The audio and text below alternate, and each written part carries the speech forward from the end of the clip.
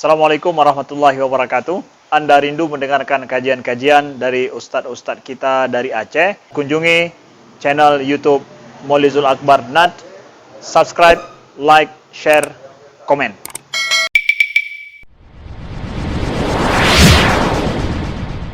Masjidnya dah himpun Ustaz.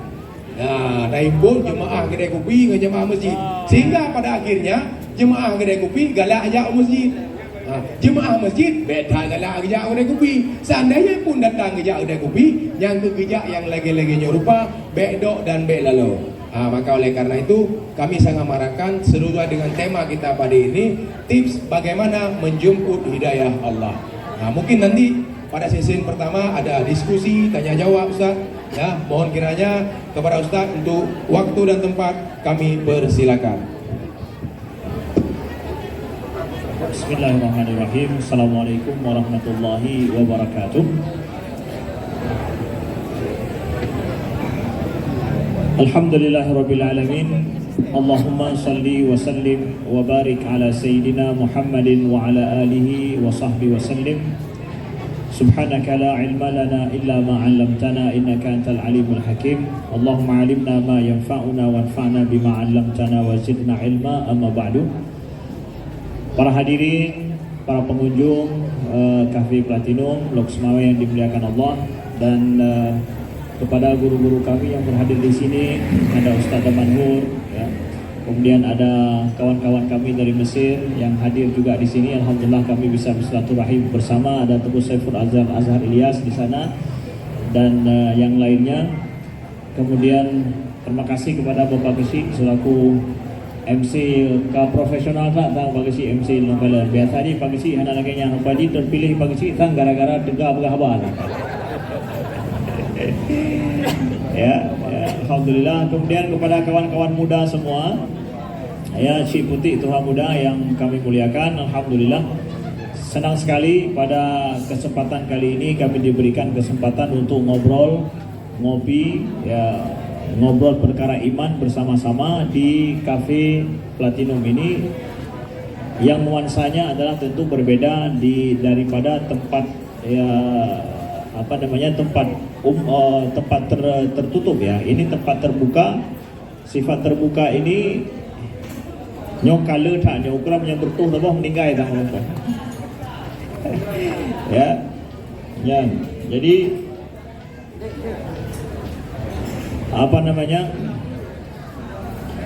sifatnya terbuka. Di sini lebih santai kita, dan nanti tentu kami menginginkan lebih banyak dialog, lebih banyak pertanyaan tentang, ya, hal-hal agama yang mungkin dirasakan perlu untuk ditanyakan, ya.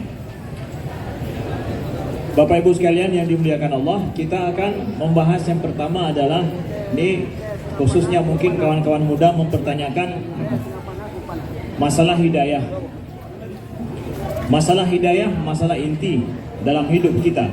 Makna hidayah yang ingin kita sampaikan adalah, pertama, semua orang mencari hidayah katanya, atau semua orang menantikan hidayah. Kalau kita tanya, kenapa kamu belum begini, kenapa kamu belum begitu? Ya, karena saya belum dapat hidayah. Ada orang yang dalam hidupnya menantikan hidayah, dan ada orang yang mencari hidayah. Maka sebenarnya kita harus mencari hidayah, atau memang hidayah itu adalah seperti hadiah diberikan begitu. Jadi kalau seandainya orang belum mendapatkan hidayah, ya sah saja menurut dia. Karena apa? Dia menunggu, dia menanti. Sedangkan kalau seandainya dia belum dapat, dia merasa bahwa oke-oke saja, tidak ada masalah dengan dia. Nah, hidayah apa sih yang dimaksud dengan hidayah? Hidayah itu adalah petunjuk daripada Tuhan, daripada Allah, untuk menjadikan kita selamat hidup di dunia, selamat juga hidup di akhirat. Itu makna inti daripada hidayah, yaitu petunjuk jalan daripada Allah, ya, yang kita bisa selamat di dunia, selamat pula di akhirat. Itu hidayah yang kita inginkan, hidayah yang kita maksudkan, kawan-kawanku. Nah, kalau bicara masalah hidayah demikian, apakah semua orang mendapatkan hidayah atau tidak? Apakah hidayah harus dinantikan, ditunggu, atau hidayah datang sendiri? Memang sudah datang. Ini yang menjadi titik pertanyaan penting yang ingin kita jawab bersama. Hidayah itu kalau kita lihat bertingkat-tingkat dia. Ada beberapa macam hidayah. Yang pertama adalah hidayah untuk bisa kita hidup dengan tenang dan nyaman di dunia ini, itu dengan hidayah Allah. Nabi Musa itu pernah ditanyakan oleh Fir'aun kepada Nabi Musa, "Fama rabbukuma ya Musa?" Qala rabbuna alladhi a'ta kulla syai'in khalqahu thumma hada. Fir'aun tanya, "Siapa Tuhan kamu wahai Musa?" Nabi Musa menjawab, "Rabbuna alladhi a'ta kulla syai'in khalqahu thumma hada." Yaitu Tuhan kami adalah yang telah menciptakan segala sesuatu, ya, mendesain segala sesuatu, thumma hada, kemudian memberikan petunjuk baginya. Jadi semua makhluk yang telah diciptakan Allah diberikan hidayah, petunjuk. Iya. Kita lihat, maaf cakap, untuk murua mandang, murua crocodile Aceh, Aceh's crocodile, murua. Nyan untuk dikoh jalan raya mandang itu pun kala nuwiunun, menyana motor igesau likut, menyahana tak pernah baru lewat. Pakai itu pun je, Pak Emerno. Najak tu pula, ya. Itu insting diberikan oleh Allah Subhanahu wa taala kepada semua makhluk hidup untuk dia bisa bertahan hidup. Nah, insting ini namanya hidayah. Anak kecil juga, untuk dia sejak kecil sudah tahu kalau haus harus menangis. Kalau merasa tidak nyaman, mungkin ada sesuatu keluar dari depan belakangnya, popoknya mungkin sudah mulai penuh, dia akan menangis. Ada sesuatu yang tidak nyaman bersama dengannya, dia akan menangis. Sinyal itu diketahui oleh si ibu, lalu si ibu kemudian menggantikannya. Kalau tidak, maka akan luka dia. Siapa yang mengajarkan dia untuk menangis saat lapar, menangis saat haus, dan juga ketika dia merasa tidak nyaman, sesuatu yang tidak benar terjadi dengannya, dia akan memberikan sinyal. Itu dari mana itu? Itu petunjuk Tuhan loh. Yang sama sekali tidak ada yang mengajarkan. Ibunya saja nggak bisa mengajarkan kepada si anak kecil, nanti kalau haus nangis ya, sehingga dia menangis. Kalau kamu lapar nangis ya, supaya ibu tahu kasih makan. Nggak ada. Itu hidayah Allah diberikan berupa insting hidayah untuk supaya makhluk ini, baik manusia atau binatang sekalipun, itu bisa bertahan hidup di dunia ini. Nah, untuk tingkatan ini kita katakan semua orang dapat hidayah, Ustaz. Iya. Semua orang hidup dengan hidayah Allah. Kalau seandainya dia tidak dapat hidayah, dia akan mati. Kita semua akan mati nih. Jadi hidayah yang sifatnya umum begini itu didapatkan oleh manusia dan diberikan juga oleh Allah kepada binatang sekalipun. Itulah yang kata Nabi Musa, yang telah memberikan, yang telah mendesain semua ciptaannya, dan Tuhan itu memberikan hidayah kepada makhluknya. Tuh dapat hidayah semua. Kemudian ada hidayah nomor 2. Hidayah nomor 2 ini yang mungkin orang sering salah paham. Hidayah nomor 2 ini adalah hidayah yang sifatnya adalah irsyad, petunjuk, dilalah daripada Allah supaya seorang manusia ini dia mengenal Tuhannya. Nah, hidayah nomor 2 ini diberikan, apakah diberikan oleh Allah atau tidak? Iya, diberikan oleh Allah khusus untuk manusia saja, agar dia mengenal siapa Tuhannya. Dia mengenal penciptanya, yang dengan demikian dia beribadah, memuji penciptanya, dan memperbaiki dirinya, dan ikut taat kepada Allah Subhanahu wa ta'ala. Ini hidayah dilalah namanya, hidayah nomor 2. Kalau hidayah nomor 1 tadi nggak perlu cerita lagi, semua dapat tuh. Justru kalau nggak dapat hidayah nggak bisa hidup kita, satu pun. Hidayah nomor 2 ini hidayah yang dibawakan oleh para nabi. Jadi para anbiya, mulai dari Nabi Adam sampai Nabi Muhammad SAW, itu Allah turunkan, wahyukan kepada para anbiya untuk mengajak manusia supaya mereka kenal siapa Tuhan mereka. Nah, hidayah ini, Ustaz, apakah hidayah ini itu datang sendiri kepada kita atau kita cari?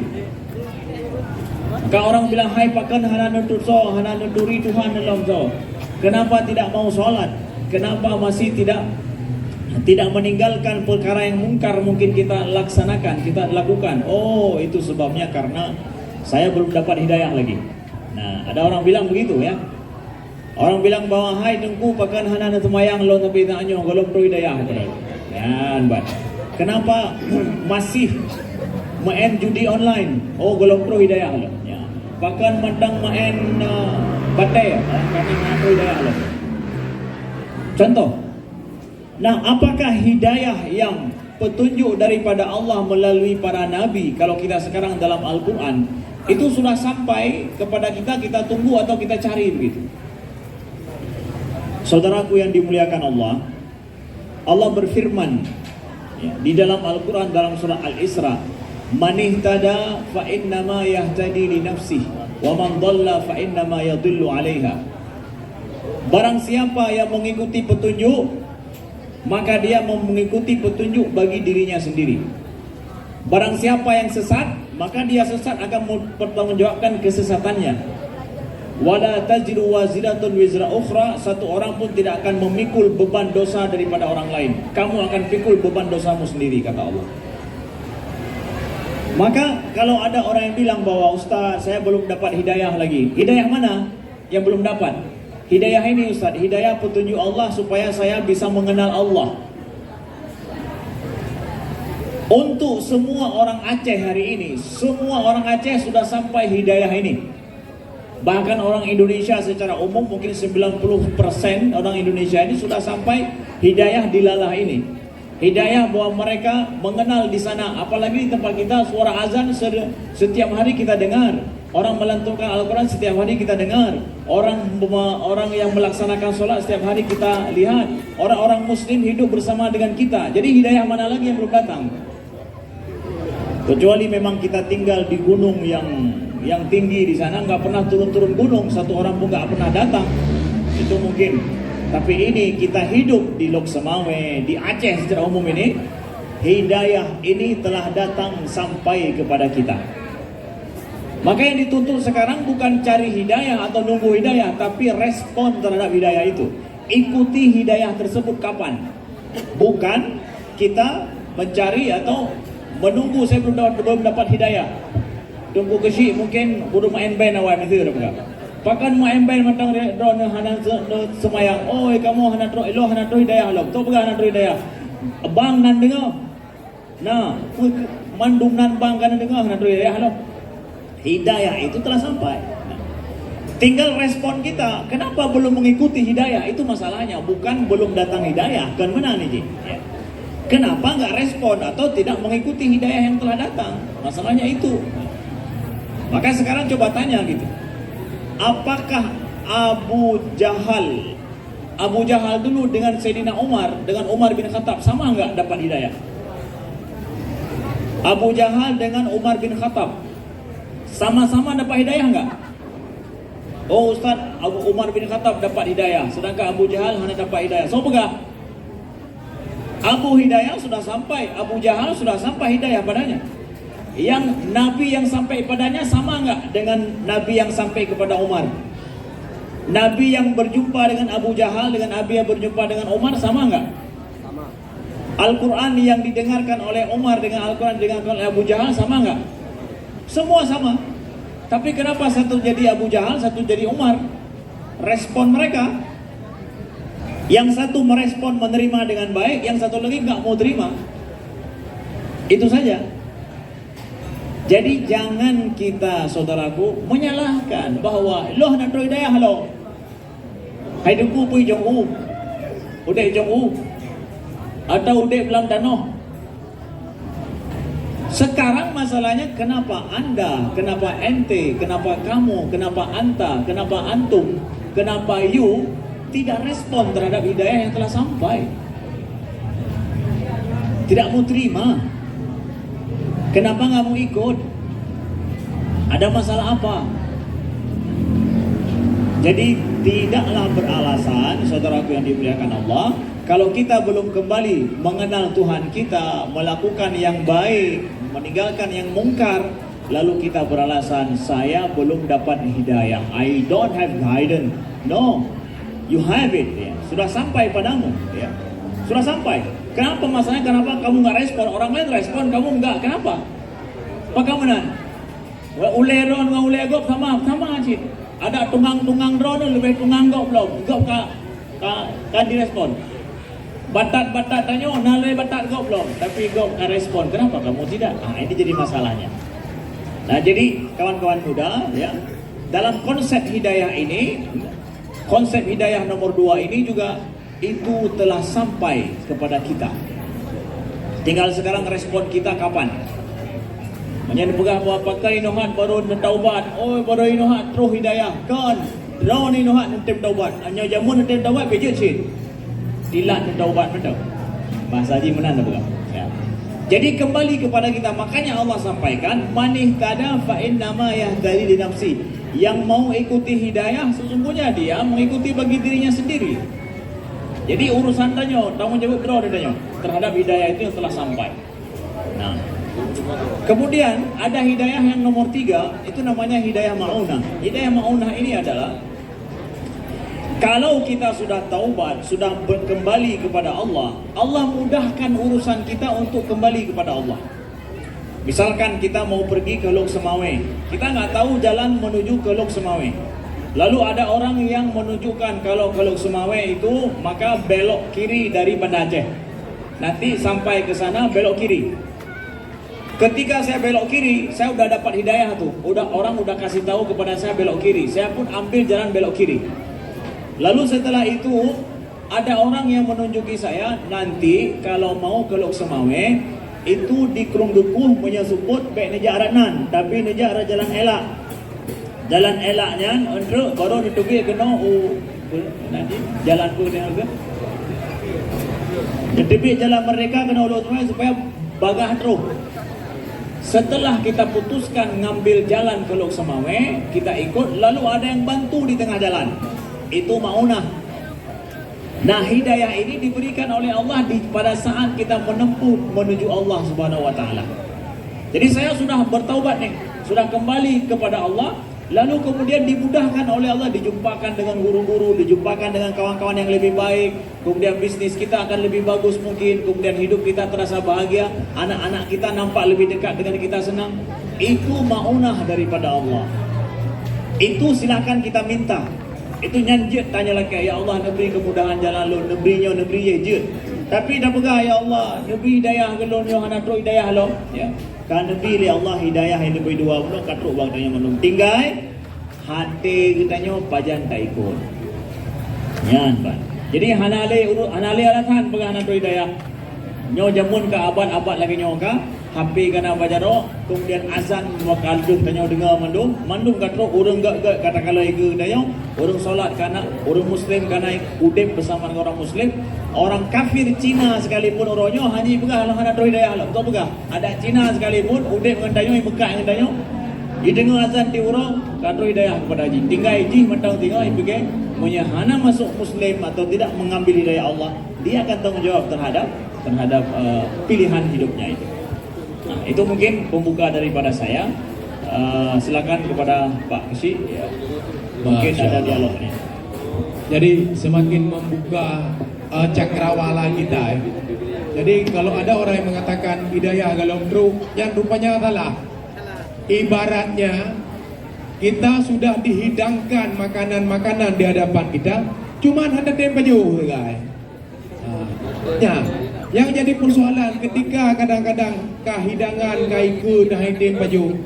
Nah, kira-kira sampai orang-orang tertentu kira-kira napa yang Pak Tha apa makanannya kita.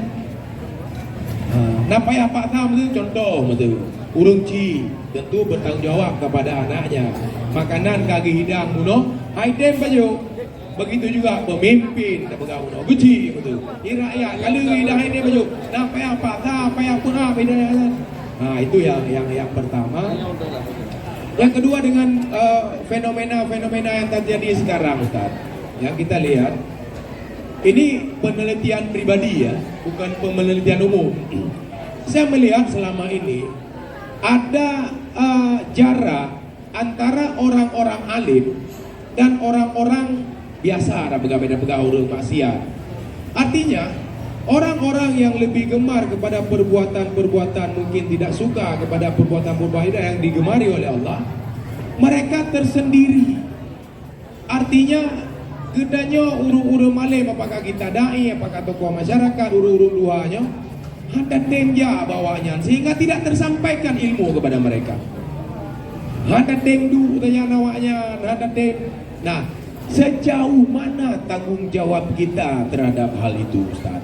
Yang dua buahnya nih, Ustaz. Yang pertama, bunuh puna wajib maaf, puna payah tak, pitem pajuh makanannya. Yang kedua, bagaimana fenomena yang terjadi sekarang ini antara jarak antara orang-orang takun yang sebelah A dan B ini, yang mungkin kita tidak mau berbaur sehingga mereka merasa kadang-kadang hanya untuk berumun pikir kamu. Baik, silakan Ustaz. Dandang lain. Tapi sebelum saya jawab, mungkin nyo perlu kepada para pengunjung sekalian, nyo ikunyo na hidayah-hidayah lain, nyo na roti jala, miriska, olsi, dendri, anapu. Nyo silakan pesan na juga. Malamnya pesan ube pupu yang galak. Ya, cek baju pesan pupu yang galak. Dengan catatan, sebelum Bapak Ibu meninggalkan tempat ini, nanti apa yang Bapak Ibu pesan, silakan jumpai kasir dulu. Nah, nombor kasir le. Leuh selesaikan, baru dia awak. Jadi di urung-urung nyopi nggak ada hidayah, baju urung-urung mekar yo. Ya, di pok dia bina hidayah tinggal nggak ada aja lah, nggak benar tak? Yang ngajak kat kalau kampung. Kadang-kadang urung benar tentang wadah terus kedainya kena hana pengunjung hana lagu di kedai kopi. Kita buktikan dengan kehadiran ngobrol perkara iman di kafe-kafe, pemilik kafe mendapatkan omset yang luar biasa. Sehingga hanale bak kafe-kafe kegiatan-kegiatan yang hal-hal yang kurang baik. Silakan Ustaz. Man peke hidayah na perlu dapat. Ya, perlu dapat hidayah atau hana. Monya seandainya takalan yang terima hidayahnya angka sakit wajib maaf. Ya, monya ukuran hae ke am le gedro wajib dapat maaf supaya nyak selamat kanya. Ya. Takalan jikanya ka wate ge bu mual itu. Wate ge makanan mual itu. Sedangkan kanyan karena meninggal. Ya, impuh bihana. Nah, maka kita bagaimana nesulung baju-baju urung-urung jika itu kapan aja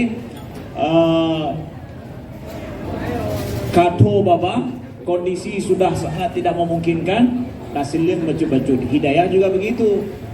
Kita tahu dia sudah sekarat, sudah sulit hidupnya, sudah bermasalah dengan hidupnya, sudah sakit, sudah parah, maka sampaikan hidayah kepadanya secara lemah lembut.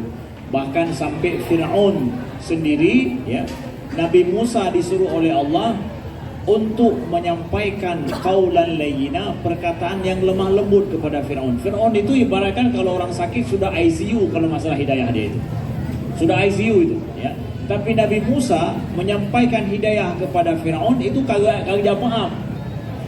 Kagak maaf hidayah kepada Fir'aun dengan kata yang lemah lembut juga disuruh oleh Allah Subhanahu wa taala. Maka kalau kita dapatkan dalam hidup kita, ada sebenarnya orang nyokap palon haknya. Batu zahor lagi ada Fir'aun. Makanya payah benar orang yang mai hidayah aja maaf kena. Baik dah berah baham tiga dengan Fir'aun para idon nedepu hanjut. Mesti dia yang sampaikan hidayah Allah, peringatan, nasihat secara lemah lembut. Itu yang pertama. Yang kedua, pertanyaan tadi tentang masalah ya, kita melihat ada jarak nampak antara orang alim, orang sholat, orang yang baik-baik dengan orang yang mungkin dia perlu kepada hidayah. Ada jarak nampaknya. Semestinya akan mendekat, Ustaz. Ya, saya ingin kupas masalah ini begini.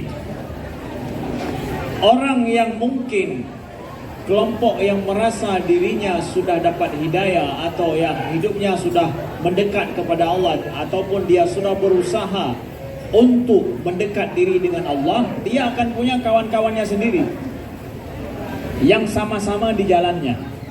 Begitu juga mungkin kita yang mungkin gak dekat dengan Allah, mungkin kalau ada, kita juga punya kawan-kawan kita sendiri. Kita akan merasa tenang ketika dengan kawan-kawan kita.